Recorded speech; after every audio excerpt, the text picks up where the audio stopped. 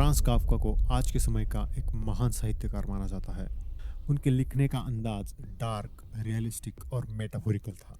उनकी कहानियों में एक अलग ही दुनिया है जिसे काफ्काएस्क कहा जाता है। उनकी कहानियों को समझने के लिए उनकी शुरुआती जिंदगी को समझना जरूरी है। काफ्का का जन्म 1883 में प्राग में हुआ था। उनके पिता का नाम हरमन और माँ का नाम जूलिया था। उनके पिता एक सफल व्यापारी थे जो अपने बलबूते पर ऊपर आए और उन्होंने एक वेल एजुकेटेड औरत से शादी की, जैसे कि हर माँ बाप चाहते हैं। हरमन भी चाहते थे कि उनका बेटा उनकी आइडियल तस्वीर पर खरा उतरे, लेकिन फ्रांस ऐसा नहीं था। फ्रांस एक छोटे, चिंतित और कमजोर बच्चे के रूप में पैदा हुए और ज्यादातर इसी तरह बने रहे। इस वजह से उनके बिना किसी गलती के वो अपने पिता के लिए एक बड़ी निराशा का कारण बन गए। उनके पिता ने उन्हें अपनी सोच के हिसाब से बदलना चाहा, लेकिन वो कभी ऐसा नहीं बन पाए। उनके पिता लंबे चौड़े कदकाठी के एक्सट्रोवर्ट इंसान थे और फ्रांस एक दुबले, अशक्त और इंट्रोवर्ट इंसान थे। फ्रांस के पिताजी ने बहुत कोशिश की कि वो उनकी तरह बन जाए, लेकिन इसमें वो नाकामयाब रहे। इसलिए उनके पिताजी के मन में फ्रांस के लिए एक तरह की नफरत पैदा हो गई। एक बार जब फ्रांस 9 साल के थे, तब उनके पिताजी ने उन्हें कड़कती ठंड में घर से बाहर निकाल दिया और बालकनी में खड़ा कर दिया और अंदर से दरवाजा लॉक कर लिया। 9 साल के फ्रांस पूरी रात उस कड़कड़ाती हुई ठंड में बाहर रोते रहे।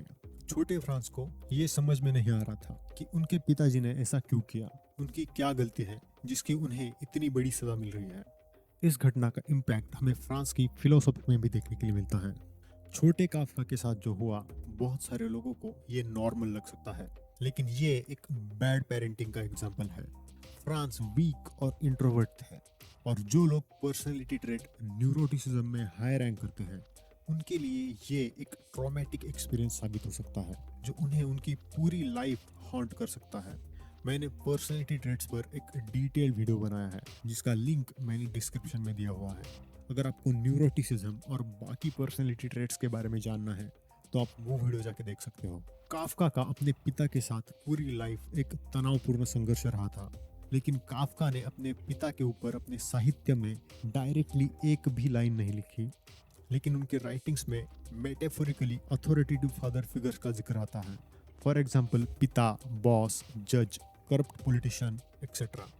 ये सब कैरेक्टर्स काफ्का के पिता के अलग अलग रूप हैं।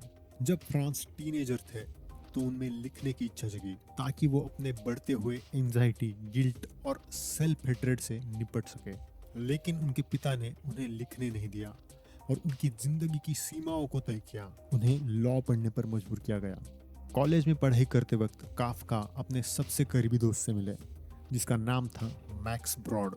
मैक्स भी एक लेखक था और उसने काफ्का को अपनी पहली 3 कहानियां पब्लिश करने के लिए मना लिया, लेकिन ये कहानियां किसी ने भी नहीं खरीदी। कॉलेज के बाद काफ्का ने एक लॉ ऑफिस में काम किया और फिर वो एक इंश्योरेंस कंपनी में चले गए। वहाँ उन्हें लंबे लंबे घंटे काम करना पड़ा बिना किसी ओवर टाइम के, और बहुत सारी पेपर वर्क्स और अपसर्ड ब्यूरोक्रेटिक सिस्टम्स का सामना करना पड़ा। लेकिन इस परिस्थिति में भी इंश्योरेंस कंपनी में काम करते वक्त भी वो लिखते रहे और कुछ मशहूर कहानियां जैसे कि द ट्रायल, द कैसल और अमेरिका लिखी। इसके साथ ही काफ्का ने ऐसी बहुत सारी कहानियां लिखी थी जिनको उन्होंने फिनिश नहीं किया था। इनमें से कोई भी कहानी पब्लिश नहीं हुई क्योंकि काफ्का मानते थे कि ये सब कहानियां बेकार है। उन्होंने अपने लिखने का काम जारी रखा, लेकिन 1924 में ट्यूबरकुलोसिस की वजह से 41 साल की उम्र में उनका निधन हो गया। अपनी पहली 3 कहानियों के बाद काफ्का ने जीते जी अपना कोई वर्क पब्लिश नहीं किया। उनको जितना भी फेम और रिकॉग्निशन मिला वो सब उनके मरने के बाद मिला। उन्होंने अपने मरने से पहले मैक्स ब्रॉड को कहा था कि उनकी सभी अनपब्लिश्ड मैन्युस्क्रिप्ट्स को जला दे, लेकिन ब्रॉड ने ऐसा नहीं किया। काफ्का के मरने के बाद ब्रॉड ने उनके सभी नोट्स और मैन्युस्क्रिप्ट्स को अरेंज किया और बाद में उनको पब्लिश किया, और इसी की बदौलत काफ्का 20वीं सदी के सबसे महान फिलोसोफर्स और लिटरेरी फिगर्स में से एक बन गए। वो अपने पिताजी के नज़रों में एक बहुत बड़े फेलियर थे। जीते जी उन्होंने खुद को भी अपने पिता की नज़रों से ही देखा और अपनी पूरी जिंदगी वो खुद को मांगते रहे। वो जीवन भर सोचते रहे कि उनकी कहानियां बकवास है। काफ्का को जो इंसाफ जीते जी नहीं मिला, उनके मरने के बाद उन्हें वो इंसाफ इतिहास ने दिलाया, और आज उनके मरने के 100 साल बाद भी हम उनके बारे में बात कर रहे हैं। उनकी कहानियां उन लोगों की आवाज बन गई जो अपनी आवाज दुनिया से कभी साझा नहीं कर सके।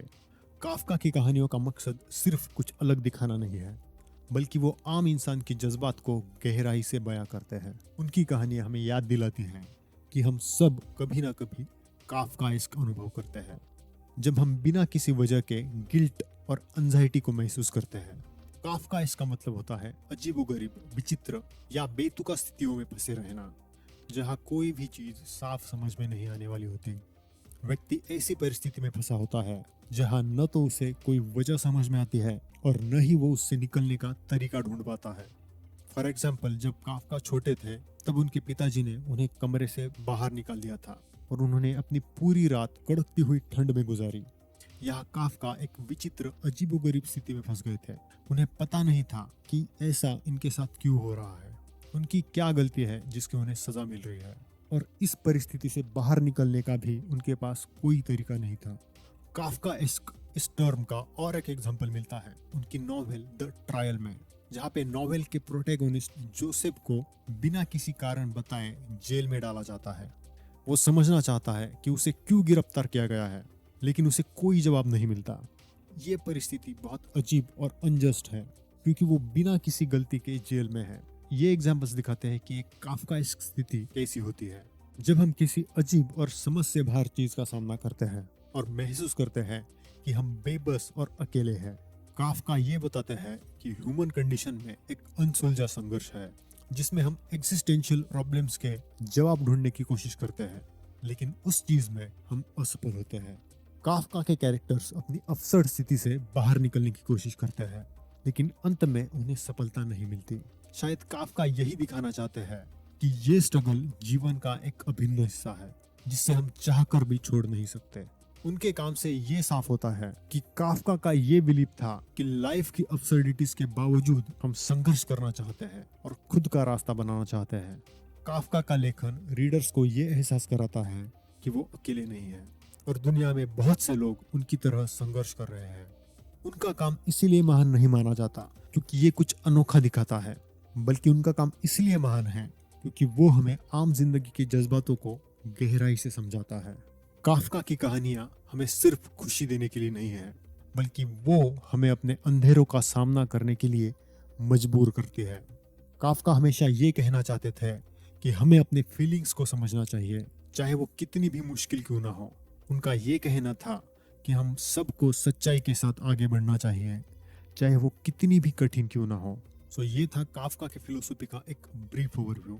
अगर आपको काफका की रचनाओं के ऊपर, for example Metamorphosis, the trial, the castle, इनके ऊपर वीडियो चाहिए तो कमेंट करके बताइए। और अगर वीडियो पसंद आया तो वीडियो को लाइक कर दीजिए और चैनल को सब्सक्राइब कर दीजिए। और मैं आपको मिलता हूँ नेक्स्ट वीडियो में।